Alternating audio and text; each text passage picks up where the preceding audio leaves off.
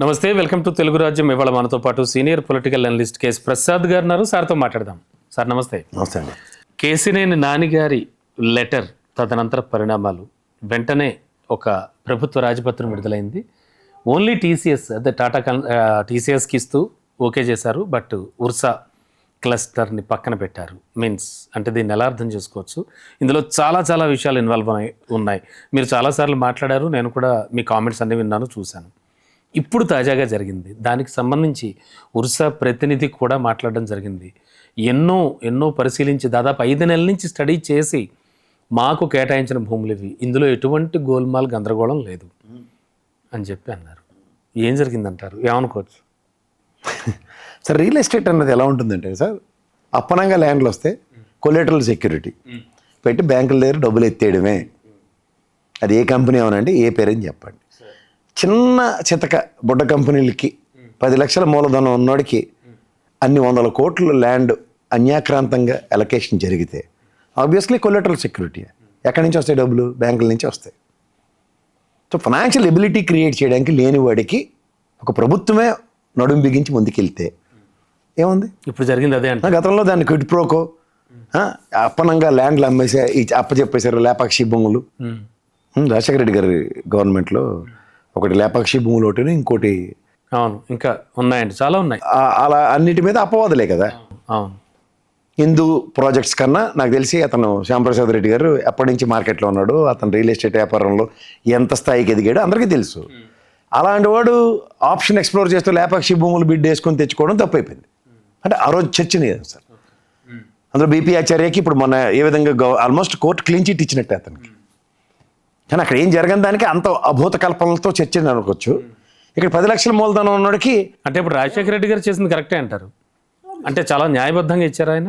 మరి ఇవ్వకుండా ఉత్తనే ఎలాగేస్తారు? ఎవరు పడితే అలాగే పొల్లకి వీళ్ళు కూడా అనేది. ఇప్పుడు వీళ్ళు చెప్పేది ఏంటి? సిఏఏ సమిట్లో ఉండండి సార్. ఆ సిఏఏ సమిట్లు పెట్టినప్పుడు ఎవడో హోటల్ మేనేజ్మెంట్ చదివినాడు, హోటల్ సర్వర్ని ఇలాంటి వాళ్ళు అందరికీ టైలు సూట్లు కట్టి కూర్చోపెట్టారు అన్నట్టు. ఒక అతను అయితే ఎయిర్పోర్ట్ మేనేజర్ ప్రొఫైల్, ఇంకొతను ఢిల్లీ యూఎస్లోనే ఎక్కడో సాఫ్ట్వేర్ ఇంజనీర్ పనిచేస్తున్న వ్యక్తులు వీళ్ళిద్దరు. అది చిన్ని గారి చుట్టపోలు అని చెప్తున్నారు. ఎవరు చెప్పాడు? వాళ్ళు అన్నయ్య చెప్పాడు కదా, నేను మీరు కాదు కదా. అవునండి, అవును, నాన్నగారు. ఇప్పుడు మీకు చుట్టమైనడు మీ తమ్ముడికి చుట్టం కాకుండా పోతాడా? లేకపోతే మీకు తెలిసినోడు మీ తమ్ముడికి అన్నయ్యకి తెలియకుండా పోతాడా? అదే విషయంలో బట్టబయలైంది. ఓకే అండి. సో ఇక్కడ ఆబ్వియస్లీ ఇక్కడ జరిగిన మోడస్ ఆఫ్ ఆపరెండా, ప్రైమరీ మోటో, ఈ 2 గమనించండి. మోడస్ ఆఫ్ ఆపరెండా అల్ల నీవు నేర్పిన విద్య నేరదాక్ష. మోటో ఏంటి? డబ్బులు ఎత్తేసే కార్యక్రమం.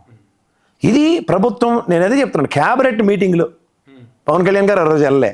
ఇది క్యాబినెట్ నిర్ణయంగా చెప్పండి, టేబుల్ ఐటెం కింద టీసీఎస్తో పాటు వీటికి కూడా అని. అదేది లేకుండా వరుసకి ఇస్తే ఖచ్చితంగా వెనక్కి తీసుకోవాల్సి వస్తుంది. దీని మీద ఎంత చర్చ జరుగుతుందో తెలుసా మార్కెట్లో? ప్రభుత్వం భయంకరంగా అపవాదం మూట కట్టుకుంది. జీవో ఇవ్వలేదు కదండి, జీవో ఇవ్వలేదు కదా. అదొక్కటి తక్కువైపోయింది, ఇంకా అదొక్కటే తక్కువైంది. ఓకే, ఈ దరిద్రానికి అది కూడా ఇచ్చేసి ఉంటే, ఎందుకంటే జీవో ఇస్తే 571 జీవోకి కాంట్రడిక్షన్. అంటే నాన్నగారు లెటరే ప్రధాన కారణం అంటారా? మీరు ఏదైనా చెప్పండి, కర్ణుడి చదువుకు 100 కారణాలు ఉంటాయి. ఇప్పుడు మీకు ఒక మాట చెప్పనా, 571 జీవో 2012లో ఇచ్చింది ఏంటి? ప్రైవేటు వ్యక్తులకి, ప్రైవేట్ వ్యాపారం చేసే వాళ్ళకి గవర్నమెంట్ ల్యాండ్లు ఇవ్వకూడదని. మరి ఇస్తే అంటే ఆ తర్వాత గవర్నమెంట్ అసలు ఎవరికి కూడా ప్రైవేట్ వ్యక్తులకు ల్యాండ్ ఇవ్వలేదా? ఎలా ఇచ్చింది? ఎక్కడ ఇచ్చింది? మామూలుగా నేను అడుగుతున్నా. మీరు ఇప్పుడు నేను అంటుంది SEZ, APICC ల్యాండ్లు ఉంటాయి, స్పెసిఫిక్ పర్పస్ కోసం అలొకేషన్ అయి ఉంటాయి ఇండస్ట్రియల్ జోన్స్కి. పక్కన మీ పక్కన అరబిందో ఉండొచ్చు, లేకపోతే ఎట్రో ఉండొచ్చు, ఎదురుకుండా ఇన్ఫోసిస్ ఉండొచ్చు, వెనకాల టాటా వాడు ఉండొచ్చు. అందరికీ ఒకటే రేట్ ఉంటుంది. SEZ పరిధిలో ఉంటాయి. SEZ and as well as APICC land. అసలు ఆ APICC ల్యాండ్సే కదా మీరు గతంలో రాజశేఖర రెడ్డి గారి టైంలో అంబటి రాంబాబు గారు, రాజశేఖర రెడ్డి గారు చాలా అపవాదులు ఎదుర్కొన్నారు. అంటే వాళ్ళు ఇచ్చినవే కదా అవి. సరే, APICC ల్యాండ్లు ఒక ఇండస్ట్రియల్ పర్పస్ కోసం ఇస్తారు. దానికి స్టిపులేటివ్ టైం ఉంటుంది. వెన్ యూ కెనాట్ ఎగ్జిక్యూట్, మళ్ళీ వెనక్కి గవర్నమెంట్ తీసేసుకుంటుంది. అలా కూర్చోబెట్టాలని పందెం కొల్లు మేపినట్టు మేపదు. అసైన్ ల్యాండ్స్ ఉంటాయి. గవర్నమెంట్కి కావాల్సి వచ్చినప్పుడు అసైన్ ల్యాండ్లు వెనక్కి తీసుకుని వాళ్ళకి వేరే దగ్గర పునరావాసం కల్పిస్తుంది. అంటే ఈ ల్యాండ్ అలొకేషన్స్ విషయంలో ఖచ్చితంగా ఒక పాలసీ ఏమన్నా ఉండాలా గవర్నమెంట్కి? ఇప్పుడు ఉందంటారా కూటమి దగ్గర? ప్రజెంట్ ఉంది ఇండస్ట్రియల్ పాలసీ అన్నది. ఐదర్ కొత్తది లేకపోతే పాతది యాక్సెప్ట్ చేస్తూ వెళ్ళాలి. దాని అర్థం అదే కదా. మళ్ళీ ఎక్కడిది కూడా అంతే, ఫస్ట్ 6 నెలలు మీరు పాతది యాక్సెప్ట్ చేసే కదా ఇవాళ వాళ్ళ మీద అపవాదం వేస్తున్నారు. సేమ్ ఇట్లాగే ఇది కూడా ఇండస్ట్రియల్ పాలసీకి ల్యాండ్ అలొకేషన్స్ అన్నది ఏదైతే పాలసీ ఉందో, if you make a new policy accepted till such time please continue. అంటే ఇది ప్రస్తుతానికి కొన్నాళ్ల పాటు సద్దుమణిగాక మళ్ళీ రాజపత్రం విడుదల చేద్దామని ఏమన్నా ఆలోచన ఏమైనా ఉందంటారా? చేయనండి సార్, మనం వాళ్ళు ఎక్కడ కళ్ళు మూసుకొని పాలు తాగినంత మాత్రాన ఎవరో చూడట్లేదు అన్నది కాదు కదా. ఇవాళ ప్రభుత్వం తీసుకునే ఏ నిర్ణయం అయినా మీ ఇంటి పక్కడి గురించి ఎన్ని రోజులు దాచగలరు మీరు? కొన్నాళ్ళే. ఇక్కడ ప్రభుత్వంకి సంబంధించిన ల్యాండ్లు అయితే కాకులోకపోవడం, కానీ ఇవాళ ఋషికొండ పరిసర ప్రాంతాల్లో 100 కోట్లు విలువ చేసి ల్యాండ్ల కింద వాటిని ఎస్టాబ్లిష్ అవుతుంది. 3,000 కోట్లు 10 లక్షల మూలధనం పెట్టినోడికి ఏమి కాకుండా ఎలకేషన్ జరిగితే చర్చనీయాంశం కాకుండా ఎలా ఉంటుంది సార్? మరి వాళ్ళు కూడా వివరణ ఇచ్చారు కదా. ఇప్పుడు వివరణ అంటే నేను ఒకటే చెప్తా, ఇప్పుడు నాకు చేతిలో డబ్బులు లేవు. ఇప్పుడు మనం సాధారణంగా కొల్లేజీల సెక్యూరిటీ అంటే ప్రజలకు అర్థమయ్యే భాషలో చెప్పాలి. మీ దగ్గర నా దగ్గర ప్రాజెక్ట్ ఉంటుంది, చేతిలో డబ్బులు ఉండవు. మనకి డబ్బులు కావాలంటే ఏం కావాలి? ఒక పొలం నాది ఒక 50 ఎకరాలు ఉంది సార్, నేను మీకు ఇస్తాను అనగానే మనం ఫస్ట్ ఆయన చేసి పది ఏంటంటే ఆయన మనం కంపెనీలో డైరెక్టర్ కింద పెట్టుకుని బ్యాంక్కి లోన్కి వెళ్తాం. ఓకే. వాడు దాన్ని అవుట్ రేటర్గా 30 కోట్లకి 20 కోట్లకి ఇచ్చేస్తానంటాడు. మన దగ్గర డబ్బులు ఉండవు కదా. ఆయన డైరెక్టర్ చేసిన పాపానికి మనం బ్యాంక్ నుంచి ఒక 70 కోట్లు 60 కోట్లు లోన్ తీసుకొస్తాం. తెచ్చి ఆడ 30 కోట్లు అడిగి సెటిల్ చేసి డైరెక్టర్గా ఇంట్లోంచి పంపించేస్తాం. ఇప్పుడు ఆ 70 కోట్లు కంపెనీది అవుతుంది. ఇది ఆస్తి బ్యాంకులో పణం పెట్టింది. వీడి చేతిలో డబ్బులు లేనాడు ఏం చేస్తే ఏంటి? ఓకే. ఈ సగానికి పైగా ఈ ఫైనాన్షియల్ ఫ్రాడ్స్ అవే. వీళ్ళది హైదరాబాద్లో కూడా ఒకటి ఆల్రెడీ 5,000 కోట్లతో ఒక క్లౌడ్ సెంటర్ ఓపెన్ చేయడానికి అది కూడా ప్లాన్. ఇక్కడ కూడా ఈ గవర్నమెంట్కి వచ్చింది టోటల్ అది 10,000 కోట్లు అండి. ఏం కాకుండా ప్రభుత్వ రంగం సంబంధించిన ల్యాండ్ అలొకేషన్ అయిపోయి వాళ్ళకి. వాళ్ళ ఆఫీస్ మనం చూశారు కదా, 7వ ఫ్లోర్లో 705 నెంబరు, 2 బెడ్రూమ్ కమర్షియల్ బిల్డింగ్ కాదు, residential complex. Even current bill కూడా అది రెసిడెన్షియల్ ఇదే వస్తుంది. ఓకే. యూఎస్లో అలాగే ఒక ఇండిపెండెంట్ హౌస్ లాగా ఉంది అది. సో కార్పొరేట్ ఆఫీసర్ అంటే అఫ్కోర్స్ యూరోప్లో కానీ యూఎస్లో వాళ్ళ దగ్గర ఆన్లైన్లో registration is a matter of fact. Even ఇప్పుడు కూడా మన ఇండస్ట్రియల్ సెక్టర్స్ ఏదైనా మీరు రిజిస్టర్ చేయడం కూడా ఆన్లైనే, డిజిటల్ లైసెన్స్ ఈసీ కోడ్ ఇవన్నీ. కానీ I'm not contradicting that. Primary mote of the respect to business. If నేను చెప్పిన ఏ పంట పొలాలలో తీసుకొని వాళ్ళతో కొలెటర్లు పెట్టి ఆల్రెడీ ఎస్టాబ్లిష్డ్ యూనిట్కి యూనిట్ 2 ఎక్స్పాన్షన్లో ఇలా జరిగిందంటే ఏమో. మరి వీళ్ళు చెప్తున్నారు వరుస వాళ్ళు 5 నెలల నుంచి ఎంతో స్టడీ చేసి క్షేత్రస్థాయిలో. అవును, 5 నెలలు బట్టి స్టడీ చేసి 2 నెలలు 6 రోజులు పెట్టి కంపెనీ పెట్టి 3,000 కోట్లు భూమి ఆంధ్రప్రదేశ్లోనే 5,000 కోట్లు ఆంధ్రప్రదేశ్ తెలంగాణలో ఎత్తేస్తామంటే ఎవరు ఇక్కడ పోప్ జాన్ పాల్ ఎవరు లేరు కదా. ఆయన కూడా నేను చనిపోయాడు అమాయకంగా అనడానికి. నీకు క్యాపబిలిటీ అనేది ఉంటుంది కదా సార్. ఎంత చెట్టుకి అంతగాలే కదా. 10 లక్షల మూలధనం పెట్టిన ఒక కంపెనీకి 10,000 కోట్ల ఆస్తి కలిగిన ల్యాండ్లు ఏమీ కాకుండా ఎలకేట్ చేస్తారంటే దీని ఏ విధమైన క్విట్ ప్రో కానాలో మీరే చెప్పండి ఒకసారి. Something fishy. ఆబ్వియస్లీ ఫిషీయే కదా. ఓకే అండి. అంటే ఇప్పుడు ప్రస్తుతం గవర్నమెంట్ తీసుకున్న డెసిషన్ కరెక్టే తీసుకుంది. ఈ కొబ్బరిమాట ఈ శతాధారం సినిమాలు తీసేవాడు ఉన్నాడు హీరో మన నెత్తికి. 100 కోట్ల ప్రాజెక్టు 1000 కోట్ల ప్రాజెక్టు రాజమౌళి సినిమా తీస్తాడంటే ఎలాగ ఉంటుంది?